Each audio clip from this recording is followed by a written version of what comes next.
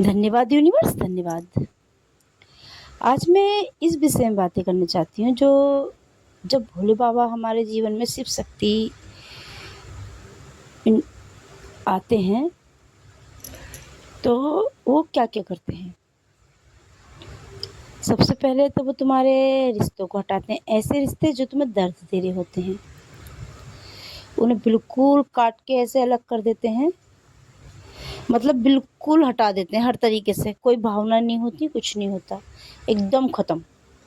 Toxic रिश्ते, खतरनाक रिश्ते जो तुम्हें दर्द दे रहे होते हैं, मतलब समझ लो भोले बाबा और पार्वती साथ-साथ तुम्हें बचा रहे होते हैं ऐसे लोगों से, ठीक है? तो कुछ लोग और हमारे रिश्तेदार, बहुत रिश्तेदार होते हैं, जैसे किसी के तो बहुत बार वो सोचते हैं हम बड़े चालाक हैं, हम बड़े होशियार हैं। रास्ते बीच में भी बहुत लोग ऐसे होते हैं, हम बड़े चालाक हैं। सच तो ये है, जैसे जैसे भोले बाबा और पार्वती चुनते हैं ना जिस इंसान को, उसको आर-पार सब दिखता है। चाहे वो कितने भी मीठे शब्द बोले, चाहे कुछ भी करे, कितनी चालाकियाँ दिखाएँ, क्योंकि उस टाइम वो मामूली इंसान नहीं होता है जब उनके संरक्षण में चला जाता है। वो क्योंकि दिव्य जो होते हैं ना, दिव्य लोग होते हैं, मरे होते हैं पूर्वज टाइप के, मतलब दिव्य शक्तियाँ होती हैं, वो वो उस इंसान के इर्द-गिर्द होते हैं, मतलब इतने ही उनके इर्द-गिर्द होते हैं कि उनको इतना सा भी कष्ट नहीं होने देते। उनको सही और गलत क्लियर कर देते हैं। चाहे कोई कितना शातिर इंसान हो, कितनी चालाकी दिखा रहा हो, किसी भी तरीके का, किसी भी बात में, छोटी से छोटी, बड़ी से बड़ी, पूरा पिक्चर क्लियर दिखती है कि कौन हमसे झूठ बोल रहा है, कौन अगर कोई रो भी रहा है, ये पता चल जाएगा सच्चे से रो रहा है, दिल से रो रहा है, क्योंकि उसकी एनर्जी होती है। मतलब ऐसी शक्ति, मतलब इतना परिवर्तन हो जाता है जब भोले बाबा और पार्वती जीवन में आते हैं कि इंसान की असली तस्वीर देख पाता है इंसान, कि इसकी औकात क्या है, कोई भी हो जाए।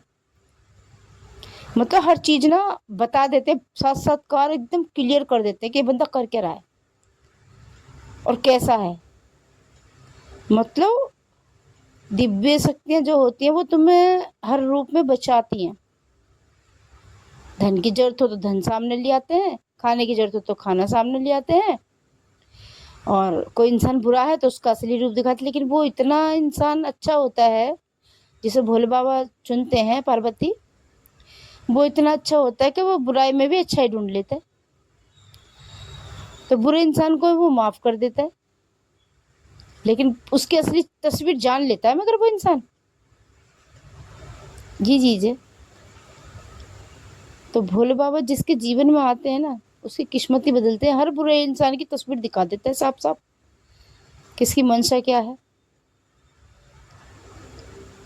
उनका जीवन में आना मतलब वो इंसान वो नहीं होता जो होता है, उससे इतनी ऊपर का होता है। सामने वाला इंसान तो 1 करोड़ जन्म लेने के बाद भी नहीं पहुँच पाएगा आम इंसान, क्योंकि वो इंसान आम नहीं होता फिर।